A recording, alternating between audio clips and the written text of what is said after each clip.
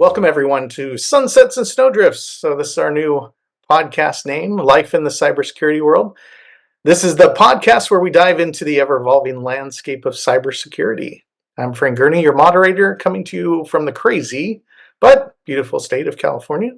Joining me are two esteemed experts who bring their unique perspectives and experiences to the table. First up, we have Evan Francen, CEO of SecurityStudio. Evan is coming to us from the colorful sunsets of Puerto Vallarta, Mexico. On the other end of the spectrum, we have Michael Kennedy, founder of Ostra Cybersecurity. Michael comes to us from the rock salt frozen lakes and snowdrifts of Minnesota. Together, Evan and Kennedy bring a wealth of knowledge and experience to the podcast, catering to MSPs, VCSOs, cybersecurity nuts, and just about anyone looking to navigate the complexities of cybersecurity. So whether you're in the sun, the cold, join us as we explore the latest trends, challenges, and innovations in the cybersecurity world. Welcome to Sunsets and Snowdrifts. Evan, Kennedy, I see, Kennedy, you are not in the snowdrifts or the salt or the frozen lakes. You guys are together. What's up with that? How are you guys doing? Good. I got good. I got tired of that snow and decided that we should come down here. Yeah. Let's get out of the snow, right? Yep. It's been a lot of fun. Yeah, it has been fun. Yeah. No trouble. Haven't gotten to jail yet. Well, that's good. You haven't had to pay anyone off, or? Oh, no payments. No. All right. What was it you said, Evan? When we talked, there was you always have to have a certain amount of pesos on you. Kevin's always got bail money budgeted for me. Right. So I guess you're gonna have to do that, Kennedy, if continue to go. Kennedy doesn't have bail money budgeted. No. Well, that's good. So you guys been having a good time down there then? Yeah. Oh yeah. Yeah. Great time. We I got a fly on him right now. Is there background noise? No, not hearing it on this side. Yeah, we've been doing a lot of cool stuff. Good. Yeah. Scuba diving, boating, little motion sickness. Yeah, you got sick yesterday. Gotcha. Shopping. Ladies like that. Well, I was just there last week and got to see Evan as well for a day. I was in Puerto Vallarta. That was a really great time. We got to have some ice cream, right, Evan? And some. Oh yeah, that was a cool. Other things, and do a little shopping, and that was fun. And I think Kennedy, we started a new trend. If anyone ever goes to see Evan, they got to bring kind of throw pillow with them. Evan needs more throw pillows. He needs personalized throw pillows. I'll take those. Very his. I'll take those. Not Marlis's. You allowed to swear on this podcast? What was that? You swear? Yeah, we can fucking swear. Yes, absolutely. Yeah, so I hope everyone can take it. If you can't take it, then you're gonna have to, you're gonna have to drop off now. I don't know if I'm a good influence on him. Well, you brought a pillow that said fucking unicorn? I'm a fucking unicorn. I'm a fucking You're a fucking unicorn. You're a fucking unicorn. Yeah. So that's great. Yeah, I think, and the one I brought, said get shit done. So get shit done. Yep, I actually showed that. I had a meeting before this podcast with the state of Minnesota, and they originated this certification called GSD, which is short for get shit done, and gave me an honorary certification. Nice. And so to see that, I showed them a picture of that pillow today. Awesome. Yeah, I knew it was the right pillow when you had picked us up in your truck and we were on our way, and you were on a meeting and you said something about getting shit done. So I was like, yeah, that was the perfect perfect pillow to bring you. So, well, very good. Let's jump into why we're here, who you guys are, and what this thing's all about. Kennedy, let's start with you. Let's tell us a little bit about your background, how you got here, and maybe a little bit about your mission. So we took a plane. It left Minnesota on Sunday. Yes, of course. Not how you got to Mexico, but how we got to this podcast. Yeah. So so my background, I always tell people I'm a product of the .coms. So I didn't go to college. I got right into IT. I was actually working in the mailroom. I did a lot of odd jobs. I was working in the mailroom for an insurance company, and somebody came in and said, "Does anybody know computers?" So I raised my hand because I knew how to spell computer. And 6 months later, I was their network administrator. So I realized through that was something that I really enjoyed and I adapted well to. And then I just continued that process through and ended up at a very large insurance company, United Health Group, for 16 years. Did various stuff for them. I did a lot of consulting before then, but I sat in the acquisition space, and I did a lot of security projects too. Led a bunch of stuff, led people, operationally built stuff, and handed it off. But every time we would do an acquisition, nobody was thinking of the acquisition or the kind of the customer that we were buying. They were thinking about like this bigger ship. And through all of that, I started to realize that people weren't really focusing on the people very well or protecting the people. And then I had a lot of friends who had like security incidents, ransomware. They were told that this is the way it is. You have to do this. At the same time, I was traveling every week. My family didn't know me anymore. We weren't connecting. We kind of I would leave on a Monday, I would come back on a Friday, and I would show up for 3 days and then disappear again. So that really took a toll on everything from a family standpoint. And what really kind of shifted that was the events at my friend's business with the security breach. And then the family, I wanted to really get back into a focused mission and and trying to bring like honesty into the cyber industry, honesty and transparency into kind of everything we do. And so that really is what brought me to start Ostra. Is to kind of to continue that that messaging and being transparent with businesses, because I think and why we connect so much is because they're fucking taken advantage of every day, Yeah. by predatory sales tactics, to being sold product solutions that they don't need to or know how to manage.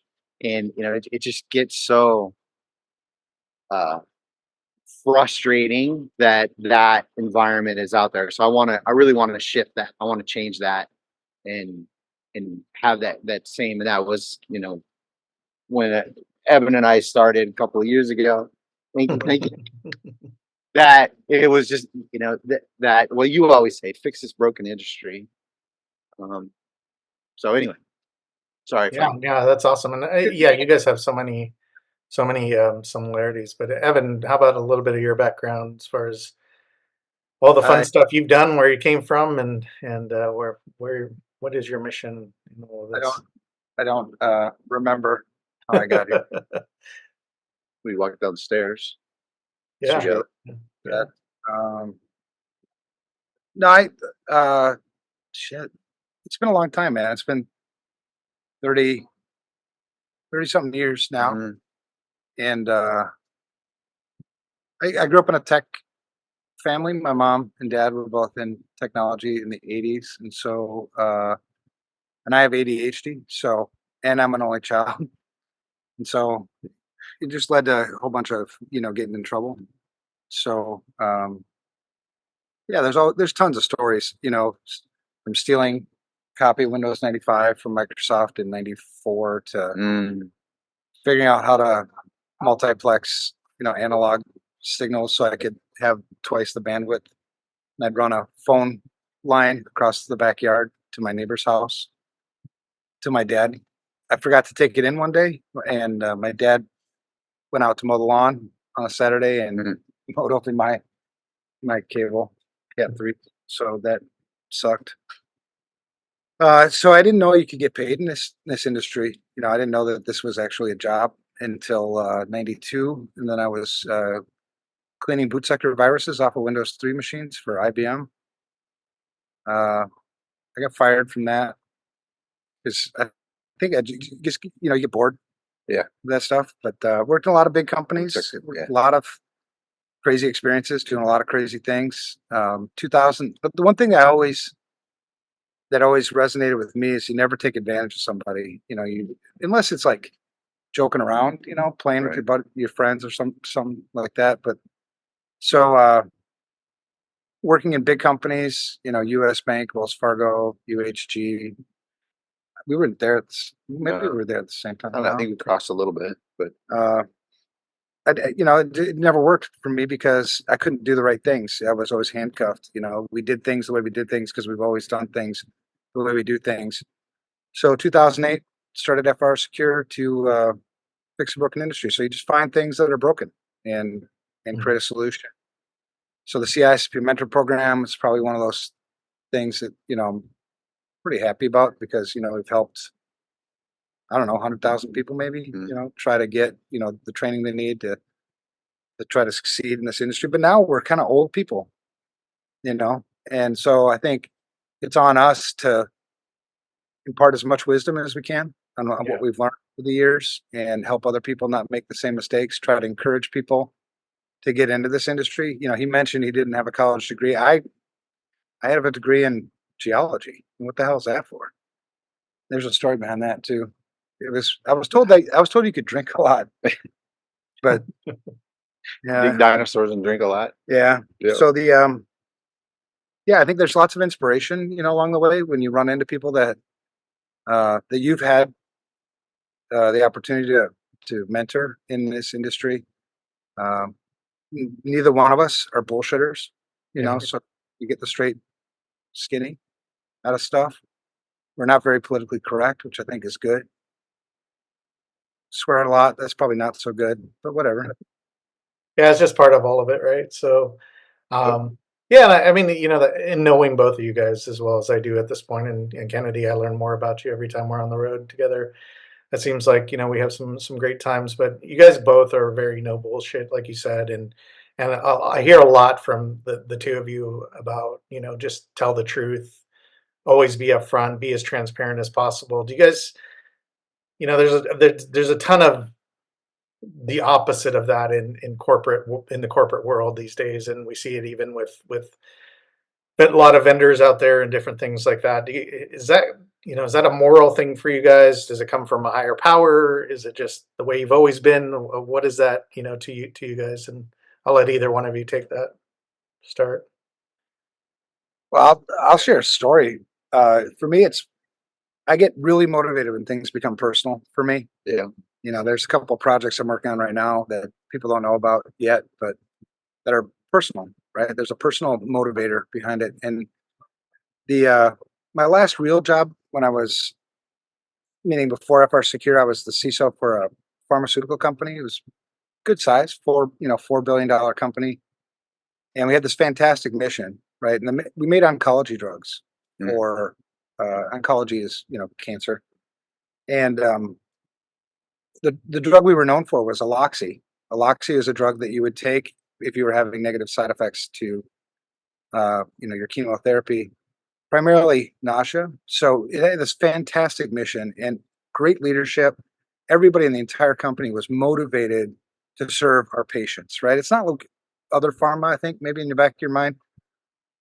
I loved it. It was the best. I'd still be working there, but they were bought by a Japanese pharmaceutical, and that went sideways. But in that job, I felt for myself, right? I bought a network access control solution, and I've always been a network guy. So if anybody should never make this mistake, it would have been me, because I know networks really well. But I bought this network access control solution, paid $250,000 for it, which, it's enough. And was excited to get it. We racked it up, started to configure it, and realized that it's gonna need at least one more FTE, maybe two, to manage this thing. And end of the day, it just sat there. We never used it. And so I always felt the weight. And I think good CISOs feel the weight of their decisions, right? Because in my opinion, I stole $250,000 from our mission. Right now, not steal it like you think stealing, but it's $250,000. It's not there anymore. Not there anymore to make those drug prices lower, to market better, so more people know about it, to improve people's lives, whatever. And that's the thing about information security. This is about people. It's always been about people. Hacking shit, whatever, it's fun, it's cool. But at the end of the day, somebody suffers when something goes wrong. And it could be an attacker coming from, Eastern Europe, or it could be you made a shitty decision and bought something you're not be able to use. Now, from the marketing standpoint, I think there's also some responsibility on people who are selling crap to make sure that what you're selling is actually something that they need. It's actually something they can use. It's actually, it does what you say it can do. Because in my opinion, if you're selling shit to people that's taking advantage of them, it's no better or worse than, an Eastern European hacker. So that's why it's really personal. Yeah, and you're right. I mean, the effects of what can happen from an attack or hack or something that goes on is it's so much more than what's on the surface, right? There could be people laid off. There could be jobs, not only jobs lost, but let's say you have a contract with that company and now that's gone. So now the food's not going on the table for your kids, right? And it's a snowball effect, when anything occurs. So you're 100% right. And any thoughts on any of that as well, Kennedy? Responses before where you're sitting across the table from a president of a company and you know that they're going to be going out of business because of this event. Yeah. Or that guy's losing his job and somebody else is losing their job. It's what do you hear all the time? Well, I thought we were protected against that. Or I didn't even know we had that. I thought you took care of that for us. Oh my God. I mean, and these are basic fundamental things on information security. So stop buying shit. Get your head around the shit that you have. Right. No, sorry. So for me, it's a little bit more kind of personal. So so I led my life early on. I wasn't a very honest person. Very now. Yep. We talk about stealing Windows 95s. I was stealing cars and breaking and entering stuff and stealing, access keys to XP and whatever, all those things along those lines early on and in my teens and in my early 20s. And there was a moment where I realized that I couldn't live my life that way anymore. Because that torment inside my head was it's essentially killing me. And so personally, that was when the light switch flipped of that I have to live this kind of more honest life, and if I find myself like in a situation, talking about something, and it's not like when we were talking about, I got motion sickness on the boat, and we were driving back, and I'm like, oh, I don't really get motion sickness otherwise. I'm like, the hell I do. I can't ride roller coasters. I'll puke all over you. So, but you got to take that moment back and then be honest and tell the truth. Right. And for me, that's inside and it's at my core, because I know that if I start down that slippery slope, that it'll just compound itself and get worse and worse. And then the other side of it is like, it's not hard to not be an asshole. And it's not hard to tell the truth. Telling the truth is always the easiest path. The difficult situation, it's always the easiest path to go through the difficult situation. When you avoid those difficult situations, or you start down with the lies, then you have to compound it, and then it continues. And then, like, you talk about selling shit. Somebody sells shit to a customer, but then now you have reputational issues. You're pushing that shit you sold onto your operations team, your implementation team, all of these other organizations, and then now you're reputationally hurting you, when it would be very simple of like, we don't do that, and then moving on. So for me, it's a little bit more than just seeing people being taken advantage of. It's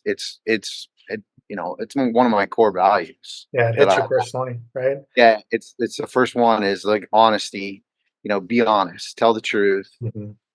Don't be an asshole. So, how many CISOs do you think actually feel the weight of their decision? Like, all of them. Well, they should. How many times have I consulted a CISO, and they've said, that they've done this certain thing, but they act like it's their information, not the information of their customers, of their clients. Yeah. I think if you feel the weight, because the thing is, people always suffer. Yeah. If nobody suffered from this, then nobody would care. I wouldn't even be here, Right. which is fine. Yeah. I mean, not here. I want to be here, but I'm cool with not working hard on Yeah. this. We'll go weld something.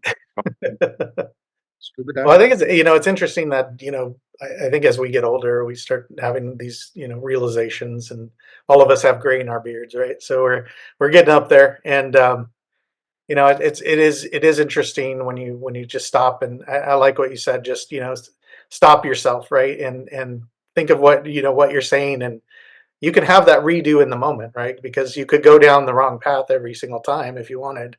But I love that kind of mindset, or that idea of like, hey, just stop for a second, and realize, have that realization, and fix it right then, right? So that's interesting. But now, Evan, I know faith comes into play with you pretty often. Does that come into play in business with you a lot, or is that? And we know there's lots of people here with different beliefs and faiths and everything. And I know you truly believe that everyone can have their own thing. But where does that come in for you, Evan, from a business standpoint? Well, I mean, for me, it means everything, right? I mean, I've said this before. I'm going to die someday. Regardless of the. Not today. No, not well. It could. Please. I mean, I'm no. cool, whatever. No. But I mean, well, plus it's Yeah, that wouldn't be the greatest ending to I your got a lot of vacation, drama. would it? I went to Mexico to see the guy, and he fucking died on me. So what's the whole purpose? So when I die, the whole purpose of my life is, honestly, when I die, I just want to hear "well done." So it doesn't matter how much money I have. It doesn't matter what kind of car I drive. It doesn't matter how hot my wife is. She is hot, but that stuff doesn't matter. What matters is, did I do what I was called to do? Did I perform to the best of my abilities? And when I made mistakes, did I, you know, correct those mistakes? Was I convicted? And so it's the moral compass that he's Yeah. talking about. Yeah. Our number one core value, and you will get fired for it, is to tell the truth. You won't get fired for telling the truth. You get fired for not telling the truth. And I remind people, like, there's two types of lies. The first ones are easy, right? The lies of commission. That's where I purposely tell you something that's not true, right? That's a lie of commission. The other one is a little bit harder, is the lies of omission, where I didn't tell you something that I should have told you. And our job as, kind of being this front line to protect our clients, to protect our customers, to protect people from the threats that we all encounter, you got to do both, right? You got to tell people the truth. I would never, like, there's a rule at FR Secure. If you sell a customer something they don't need, I will run you over with my truck. I just bought a new truck. You saw it. Yes, nice. I can run over people with that. Yeah, you could. And then there's the, so you just never you always tell the truth. You never take advantage of people. Never sell somebody something they don't need. And the truth is, if you focus on the mission, you'll make plenty of money. If you focus on the money, you don't make the mission. Right. And it's our job as security people to be trusted advisors to the people we serve, and make sure that as much as we can, we're trying to help. Yeah. So, Yeah, I think some people would struggle a little bit, I think in the business side of separating business and faith. And I think you can really bring the two together, no matter what your faith is, right? I mean, you have to bring it. You bring those personal beliefs and that moral compass you have in your life, and you bring it into business. Right. And you will always have those principles, principles before personalities, all of those things. You bring them in to the business, and then you carry that message through the business. And to your point, the mission is there, and you will maintain that. It keeps you from selling out too, man. Because I've seen lots of people in this industry. I've been around long enough now to see people, I think, started in this industry for the right reasons. They were in the game for the right reasons. And then as they got more fame, they got more money, whatever, they're not the same people anymore. They're not schemed for the same reasons. Right. And this keeps you grounded, because I can't sell out. That's my purpose. And so you can go to bed every night knowing that I never took advantage of somebody to get you. There's peace in that, man. It is. You can sleep at night. Yeah. Yeah, yeah, and I think it's true. I mean, I've seen so many people that, you go down the money path, right? And it really changes you, and that's all you're striving for is the next dollar or the next thing. You're never going to get there, right? There's always that next thing. The And crazy thing is, like, you tell people stuff and it's still kind of counterculture. I don't think they believe you a lot. Like I was telling Mike and I've told others, I never know how much money I have. I have no clue. And that's good because if you did tell me, I'd probably piss it away, So it's good for me not to know. And it's just not a focus for me. I know that if I continue to march down this path and continue to work as hard as I can on what I believe to be, the best value, I'll get paid for it. yeah, yeah, I always say that the money will always come, right? And that's, if you're doing the right stuff and you're providing the best thing that you can for truly helping people, that part will come. And at the Yep. end of the day, as long as you're getting your bills paid and you have a roof over your head and that sort of thing, you're in a good position. It's not about, that next best car or that next best thing. It's like you shouldn't be striving for that. You should be striving for, how do I best take care of my family? How do I best be the best person I can be? And not obviously not trying to preach here, just kind of getting that right mindset is always going to take you a lot further than chasing that next dollar, I think. So, but I don't know how you no, can good set. stuff. Well, I know we're here to talk about some cybersecurity stuff, and I love learning about you guys. This is Talk one of the about this big. shit all day. Yeah, come on. Something else. Well, you guys are the experts, so Ah, we'll. we're not gonna hack your ex-girlfriend's email. Unless you want us to. Well, throw the instructions in here. I'm sure some people would love some of that information, but There's probably a couple people in there. yeah, yeah, and they probably know how to do it too. So, well, guys, March was a huge month for breaches. I mean, there's some big stuff going on. I don't know if you guys have seen some of the things that were going on out there, but last Saturday, AT&T had another breach. 73 million people affected. I mean, communications in itself is one of those huge ones, which it seems like every carrier is getting hit on a regular basis. All of our information's out there. I mean, is there anything that can be done about that, or what the heck are we dealing with here? I, I don't know. I don't think so. I mean, Yeah, there's the. I mean, as individuals or what we can do. I mean, we can know where our data is. I mean, that's the most important thing. And remove your data where it's not needed. But I mean, until there's large, I mean, votes. What they always. Well, you can't What? vote. Can you vote? No, Can you still vote? a citizen. Oh, sweet. Yeah. Um, I'll be a dual citizen. I'll vote in both these damn countries.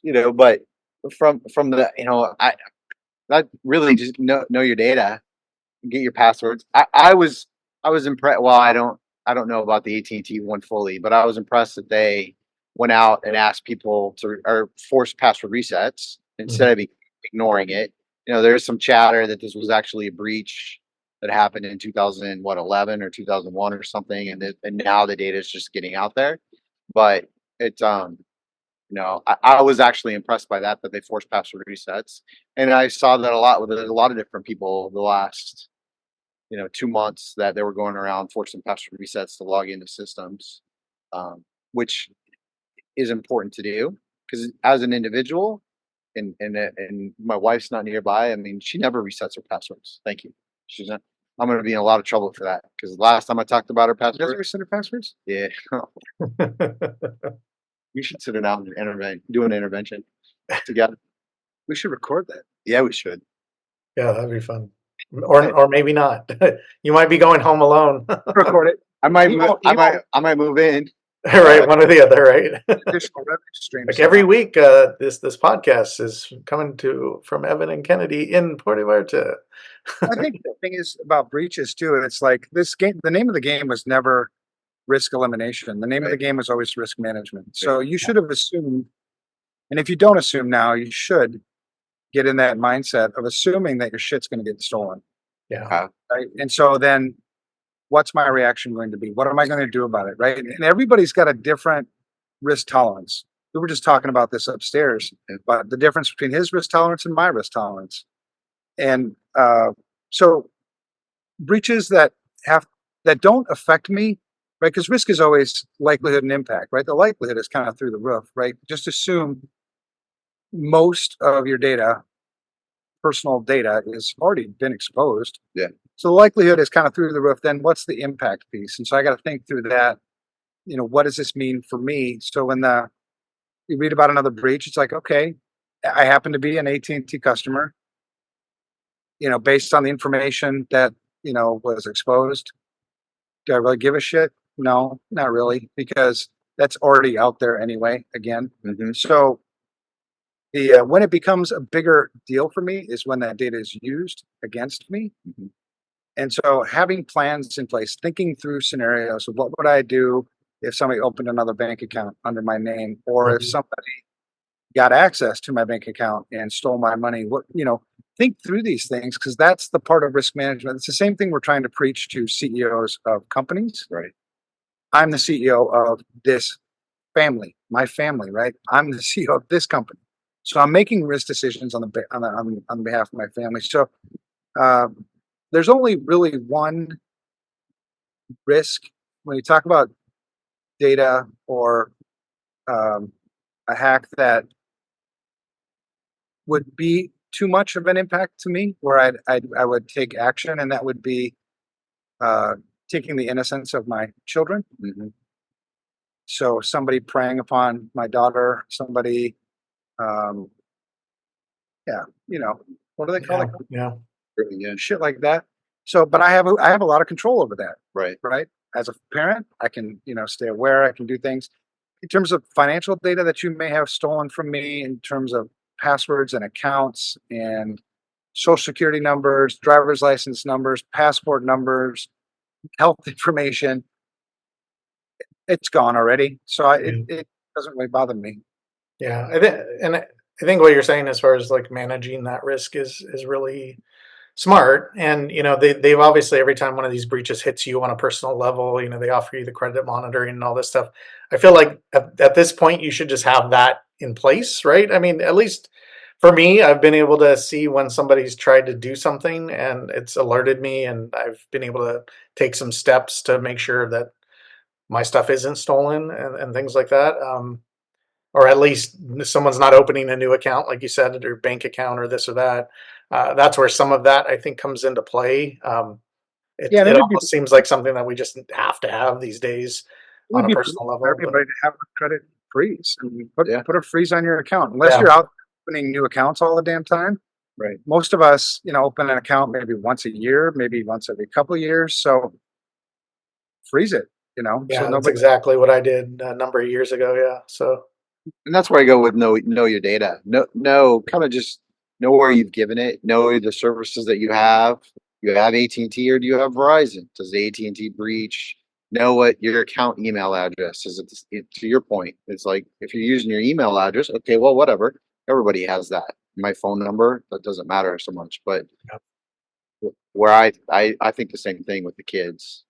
Like I want them to understand more versus me, because my data has been stolen so many times. But the kids, I want them to be aware of it so we can kind of teach so they lessen the impact of that for them. So Yeah, and having said that too, like when you think about impact, I try to limit the impact to myself and to my family. So like I'm not, that's why I don't use the same passwords at multiple places, right? Because I know how these things work, right? It's password spraying, and you reuse those passwords. So using different accounts. So the inconvenience of somebody using that AT&T data, maybe do something with AT&T, being that I've followed these other best practices, it should limit the inconvenience for me and my family to just that. Yeah. Right. I don't have to go and look at, okay, my LinkedIn account, my email accounts, all these things, because I know that I've separated those things out. yeah, Right. yeah, So for risk sure. strategy. Otherwise, Yeah. it's in the ass to have to go do all of Oh, those. it is. Now, there's another one that happened this month that I thought should have gotten a lot more coverage than it did in our space, but don't know if you guys heard about CISA got breached. So what do you guys think about that? It got breached, or did they I guess identify they had a couple systems or servers that got them? through a Well, flaw in Avanti, I think, or something like that. but I thought they discovered the holes, told Avanti. Avanti ignored it, told them they didn't know what they were talking about. You don't want to get me started. You just- you This started up is like this finger pointing. Right, right, yeah. This is- Well, I do think they had to take some systems down, and not sure what ended up out there, but that's a pretty big news story in our industry, I would think, at least. You'd think. Well, that's the thing, man. I mean, without any accountability behind, I mean, that's one of our big problems in our industry is Yeah. the lack of accountability. Until you actually start holding people accountable for their shitty security practices, it does kind of become this just noise in the background and people aren't paying attention. I know in our industry, security people, we talk about this shit all the time, but if I go talk to somebody on the street, they have no idea what the hell happened. Right. Or no idea. They don't give a shit. Yeah. Yeah. And they don't give a shit because it didn't really affect them directly. But when you think of like, some of the bank breaches and things that have happened over the years, banks are not in business to lose money, right? So when there's a breach and they have to pay fines and all these other things, they just raise your fees, right? And so we all feel the pain of your shitty security practices, but it's not enough to get my attention, and make me go and take action. But at what point does this rise enough to where it's like, all right, enough is enough? Yeah. Paying, X more than we should be paying just because people are being negligent, with their data. So I don't know, we'll have to see what they have. Because then you think of other threats, right? I mentioned my, taking advantage of, my daughter, her innocence. That would be a big trigger. I think another trigger would be, that's why ransomware is such a big deal. Yeah. Right? If you look at the way attackers moved through the different types of attacks that they used to do, the target breach was one that I obviously was very intimately involved with. At that time, everybody was stealing credit and debit card, payment card data, right? Because the return on the attacker's investment was huge. I was able to sell those accounts for 30, 35 bucks a piece, right? But then we made it a little more difficult. We finally went to chip and pin, which made it much more difficult for those attackers, which then reduced their return on investment. And that's when you saw the huge uptick on ransomware. Because today, that is the highest return on attackers' investments. You've got that piece, and then you've also got the piece that one of the projects that I'm working on right now is, protecting our critical infrastructure, right? That, I mean, you could do a hell of a lot of damage and affect a hell of a lot of people, and now you've got safety issues involved. So those are the threats that normally I'm more concerned about and working on, as opposed to, oh, my name and social security number is gone again. It's been gone 1,000 times. I don't care. Right. Yeah, for sure. Yeah, so I mean, it's interesting, right, with the whole CISA thing, and I think obviously people who are making policies and things in our government, it's hard when you're doing those things, and you have issues, right? So that's that. I was surprised that didn't come up more. Another one that I think we've been hearing about a lot this last month, just in this space, and I think Kennedy, you heard a little bit about it as well when we were out on the road. But there was a law firm recently that sued an MSP for over $1 million because they got ransomware, and it's a pretty big case at this point, and it's pretty big news in the MSP side of the world. But it kind of goes back to what I talk a lot about when I'm out on the road, in that the customer thinks that you've got this covered as an MSP, and you're not doing all the things you need to be doing today to protect that customer in that um, in that part. But where does that end? Where does it begin? How do they do that? I mean, because at the end of the day, responsible parties and all of these kind of words that you hear in this, with your guys' knowledge and where you've been and all of that stuff, where does all that lie today for the MSP, and how do they kind of mitigate some of that risk? But I mean, that one specific. If you picked that one specifically, there was a lot of problems. Contract rights, um, communication. Customer didn't understand what services they were buying. MSP didn't understand what services they were providing. A lot of it is, getting back to that core of, you know, being transparent and okay, this is the services that we're providing. This is, the other thing that we always talk about is nobody's 100%. There's no guarantees in cyber. Nobody's Oh, 100%. CrowdStrike. True. No, we're not ending cyber risk. Not yet. That's Fucking, coming. fucking Yeah. assholes. Oh, Sorry, we're back that we're one. gonna have to keep that one. So there's when and that gets into the negativity or the perception that you just have it taken care of. And that's what I bought from you. I bought cyber. This comes from an industry that is typically sold hardware, and then and that's the laptops, printers, and then as we moved into SaaS and the cloud, then they started buying those type of services from them, which stretched the MSPs outside of their wheelhouse. And there's a whole other. I don't want to get on this tangent, but there's a whole other space in that around the lies associated with it. But what you come back to is being transparent of, we're deploying this security tool on your machine. This is how we're monitoring that. This is still your responsibility as a customer to not give your passwords to somebody, to have good password hygiene. I can't be the one that sets, your password is, Frank GSS2. Do I get Frank's password out? Oh man, you got it. So Password, Frank. change your password. So the that in that communication and that one specifically, there was no communication between the MSP and the customer. They didn't understand each other and what their responsibilities were, and they didn't. To your point earlier, they didn't take the accountability that they should have. To say they deflected. Everybody's finger pointing and deflecting rather than taking accountability. So as an MSP, I think that they should focus on that accountability and the truth, as well as you know getting their customers to understand, make sure they have cyber insurance, make sure they have incident response plans, understand that an event happens, what do you do? And that event is going to happen. It's just a matter of time, and it's going to be the amount of severity of that event. Yeah, I mean, people only change. I mean, they only change their habits for one of two reasons, right? It's either the benefits, Mm-hmm. right? There are so many benefits to me doing this one thing that I'm going to do this one thing. I did that. Did you do that?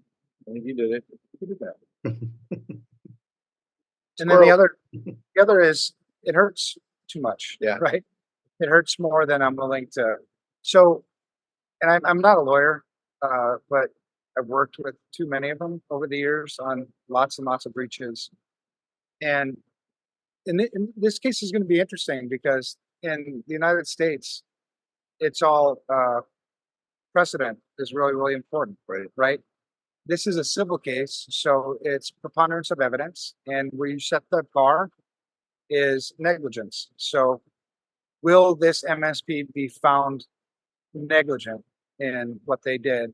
And so they'll argue the case, and it'll be interesting because if they are found negligent, well, then that's going to put the bar here for all the other MSPs. Make sure you do at least these things. Otherwise, you could lose your ass too. So it'll be interesting to see how that all works out. Need the bar up here. Well, Yeah. and it takes time. It takes a lot of pain, I think, for us to get there. But Pain, right? But I've worked with. I don't like lawyers too much, really. But so I like poking them a little bit because in our industry there was a question that went around for a while there on LinkedIn about who's ultimately responsible for information security in an organization. It was really sad to see, and it was primarily security people who answered this, and only 23% of them got it right, which drove me crazy. I'm like, the right answer is whoever's at the top, right? The board of directors, the owner, That's where the buck stops. And it pissed me off so much that I asked lawyer friends. I don't like lawyers, but I have some lawyer friends. I don't like them, but they're still lawyer friends. It's complicated. But I asked them that same question, like, who is ultimately responsible? And there were 3 or 4 of them at the table, and they all said right away, the board of directors, whoever's at the top. So then I was like, well, then why the hell don't we hold them accountable for it? Because at the end of the day, this law firm, they are the ones who are ultimately responsible for the information security of the law firm. It's not the MSP. Right? Now, the MSP could be found negligent, I'm sure, in meeting a certain quality of service, or, just they did something bad. But it's this constant pushing, accountability onto somebody else. It's the law firm. Did they not know about the risk? Well, they should have known about the risk. Maybe you should have hired somebody to go find out about the risk. This is your job as the CEO, not my job as your security consultant. I do the best I can do, but Well, that goes on the CISOs as well. The weight on the CISO shoulder, how they feel. CISO has 2 jobs. Right. You consult the business to make good information security risk decisions, and you implement those risk decisions. That's all you do. Yeah. Yeah, it's an interesting case for sure, and I think we're going to learn more about where things play, and like you said, I think that ends up most likely pushing the MSP to put in a stack of services, solutions, MSSP types, products and services into each and every customer, whether they have compliance needs or not. And I think right now there's a lot being said in the MSP world about compliance, but the reality is it could be anyone. It could be this lawyer's office, right? They don't have a specific compliance requirement, but look, they have these issues that could happen, and it requires a specific set of tools to be implemented to help potentially curb that threat. It's not 100%, and it's no different. You talked earlier, Kennedy, about the MSP having different pieces in place, right? That they've had from time to time, and antivirus, for instance, right? You never could be 100% antivirus or virus free, or a virus could get through still, no matter what. If you have antivirus there, the point is you let people know that, look, we're going to put antivirus on the network. Doesn't mean something can happen. We're going to be there to help pick up the pieces if something does occur. But that's, at the end of the day, no different than where we are with cybersecurity type solutions and issues and all these things. And there's so many parallels to how things have been done in the managed services world to how they need to be done moving forward from a cybersecurity perspective. That I don't think it's as hard as people are trying to make it out to be. Right? It's very similar to what they've already done. They just there's these things you have to put in place and have to start doing. And it kind of starts with risk at the end of the day. You have to know what you don't know, and where does this company lie today? What do they need? All of these kinds of things. So that's how I see it anyway, and I don't know if you guys see it any different than that. But No, I agree with you. And I was just gonna say, you don't have to boil the ocean in one shot. You can right. put stuff in place as long as you're making pivoting and bringing in tools, solutions, or offering those services to your customers. You're continuing that momentum towards being more secure, and you're not stretching yourself too thin. And Progress is always defensible. Yep. Progress, not perfection. What's not defensible is ignorance, or neglect. No, that's a great point. And I had somebody provide feedback on my last talk at ASCII, and it basically said, well, if I start providing vCISO type services and risk management, I'm potentially opening myself up to additional liabilities. And I think it's exactly the opposite based on what you just said, Evan. Is like if you start going down those roads and providing that information and providing solutions, you are defensible at that point, and you are not opening yourself up. You're protecting yourself at the end of the day. Right? You always got to ask yourself, what would a prudent person do? Right. What would a responsible person do? And as long as you have a response to that, you're in good shape, Right. right? I've been deposed too many times, been asked a lot of really difficult questions, and what's as long as I have a logic reason on why I'm doing what I'm doing, what's your logic reason for not doing VC services when you know it's in the best interest of your customer to do such? Somebody else is going to do it if you don't do it, right? And because I'm afraid of what they might find out or that I might be opening myself up to liability, the opposite is 100% true. If you Right. don't opening yourself up for liability, and we've done assessments of law firms. There's one really, really big law firm that I did their assessment, and we score everything on 800 to 350, 300 to 850, and they scored like a 460 something. That's pretty shitty, right? Yeah. They got it right away as long as we move the bar, right? Right. Now we're no longer ignorant. Right. And we have reasoning on why we're moving the way we're moving in this direction. Even if they went to a 470 and it took them a whole year to get there, that's a lot more defensible than not knowing where you're at. Right. Yeah, that makes sense. All right. Well, I wanted to jump into another quick topic here, and this topic might be a little bit more for our next podcast. But we've seen a lot of changes. What's that? A personal question. Everyone's personal questions. Yeah. Oh, okay. Yeah, we could do that.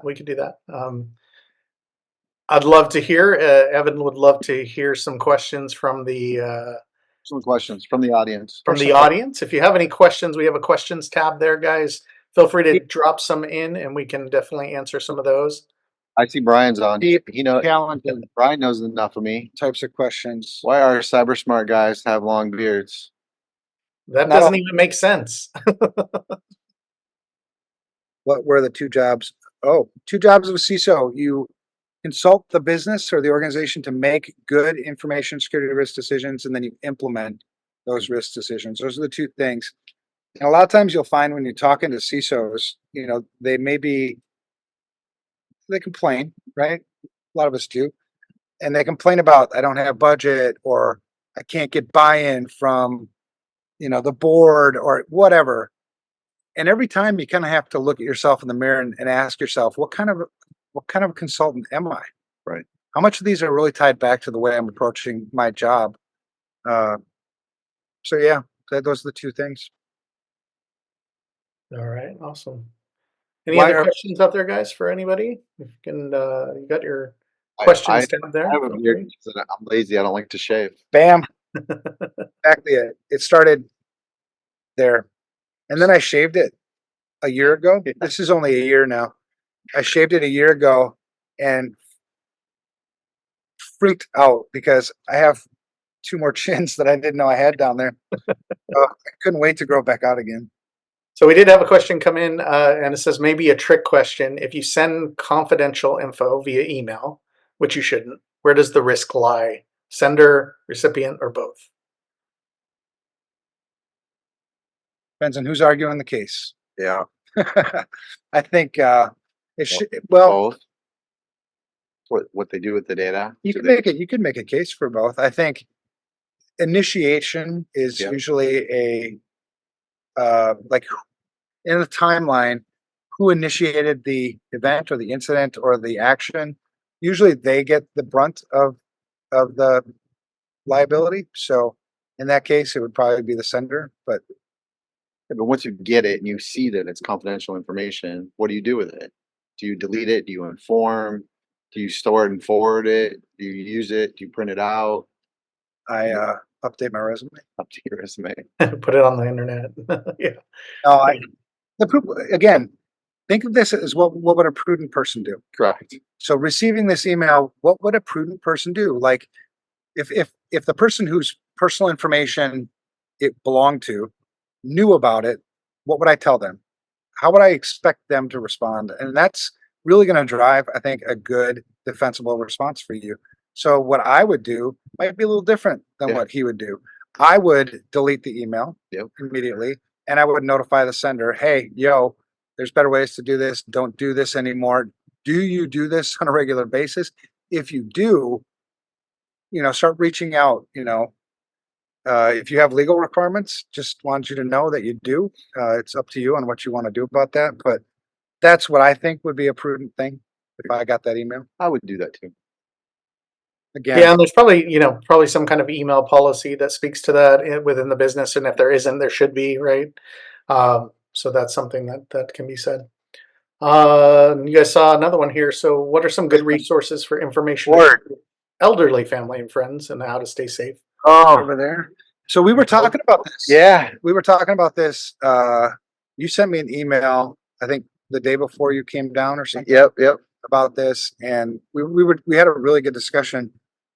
I think what we might actually do this. We haven't finalized anything, but we know that what we're doing isn't really working, which is security people talking to elderly people, telling them what to do, putting things like IC3 out there, where they're essentially the federal government is essentially just collecting statistics. They're not doing shit about it. No. And so we thought about what about if we, like between these monthly podcasts, what if he and I, because we are very passionate about this stuff, what if he and I went out and interviewed elderly people and actually listened to what their perspective is, actually listen to what they think about this stuff? Yeah. Because I do know enough that people listen to their kind, right? They listen to their tribe.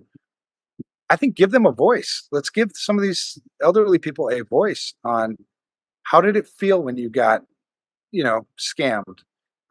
You probably, because based on what I read, it seems like there's a lot of shame involved. It Yep. seems like some elderly That's people have stigma, commit yeah. suicide.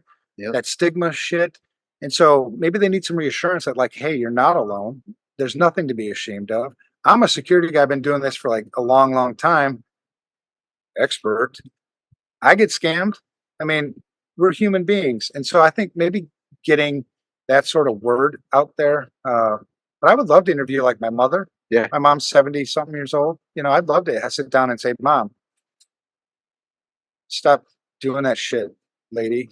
No, I mean, I talked to her. Can you talk Hey. to your mom? Yeah. And then just go out there and talk yeah. on the streets and talk to some elderly people and tell them ask them what they think. Yeah.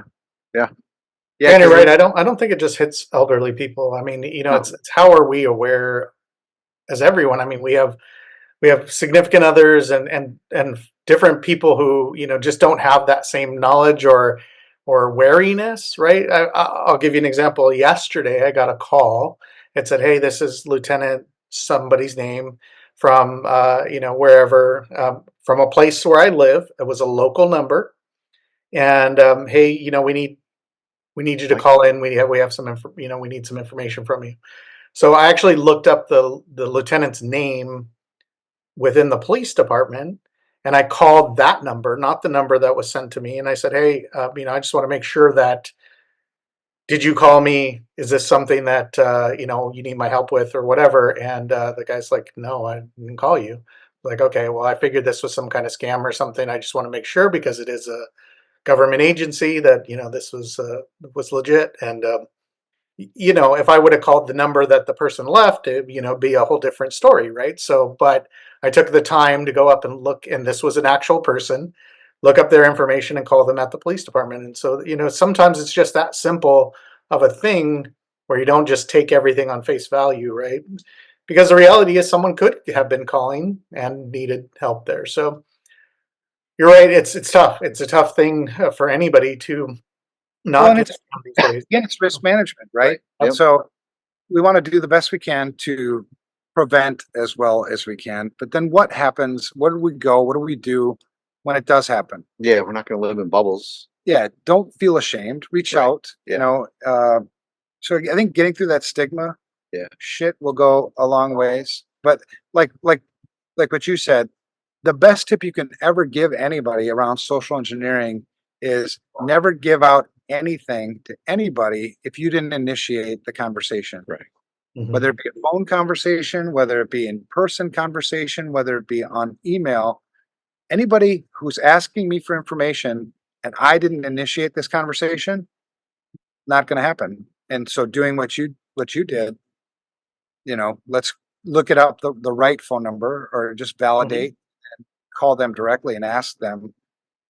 Well, especially if you have concerns, because like we have, 6 kids between my wife and I, and they're all in this type of areas and stuff. So, you're concerned as a parent.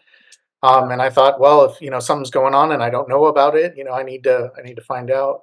So they play on that. Obviously the scammers play on those kinds of things, right? So You now qualify for a get shit done throw pillow. there you go. There you go. And Ward made a good point. He said in teens, they think they know it all, of course. So, and Teens, I almost want teens to get it a couple Yeah. times. My yeah, one son, I have 5 kids, and one son was just a cocky piece of work. And man, when he went into the Army, and I'll never forget, I kept that letter. When you go through boot camp, mhm. and then you get that first opportunity to write home. Oh my God, that letter was like, I hate life, and just it was the worst thing ever. And so I keep that to remind him, like, I think teens might need to get humbled a little bit, but Yeah. with reason. Right. I hacked all my own kids a couple There you times. go. Well, that's a way, of course. I make them read acceptable use policies. There you go. So yeah, we had another one that came in. The personal discussions we have with friends and family can work well. I make it a point to talk to my 93-year-old dad and 83-year-old mother-in-law regularly about the stuff we experience. So yeah, maybe it's just educating and talking about it and getting it out there, right? Because yeah, if it stays in silence and you're not talking about it, then nothing's. Well, stigmas are bullshit. Yeah, for I mean, sure. it's the same. We counter this all the time too when we talk about mental health. Yeah. That stigma's bullshit. Yep. You're supposed to talk about these things. Yeah. Well, awesome, guys. That brings us to the top, top of our hour here, and yeah, and the first episode of Sunsets and Snowdrifts. What do you guys think? Pretty good. It's work, brother. I like this guy. I like this one too. So thank you guys for jumping on here, for your expertise, your insights. Everybody out there listening, if you like what you heard today, please subscribe for future episodes. And I'm sure Sarah and Stacy, our great marketing team, will get some information out around that. Well, we'll get this. We got some ideas too to make this like more entertaining. Cool. Like maybe we could play some music. Because you got the whole music thing going or something. Yep. I don't know. We're Yeah, gonna I want to do that top 10 of those songs at some point because those are pretty fun. But so guys, thank you so much for being here, and I'll sign off with you guys are amazing. Everybody out there is amazing. Treat people well and you'll be rewarded, right? So Thank you, Frank. Thanks, Frank. take care, guys. See ya.